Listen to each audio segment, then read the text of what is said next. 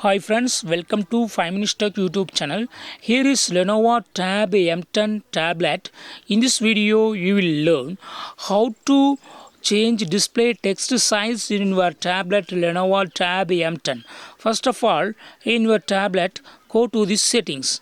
Go to settings. Then go to display here. Then here you will find display size, that is display text size. If you want to increase display text size, click on this plus symbol, or you can choose from the pointer itself. Just pick up the point here.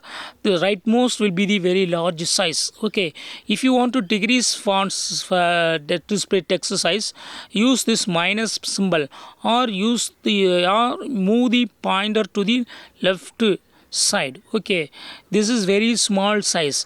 If you want to keep in default to 1, choose the second one. So in this way you can easily change the display text size in your tablet Lenovo Tab M10.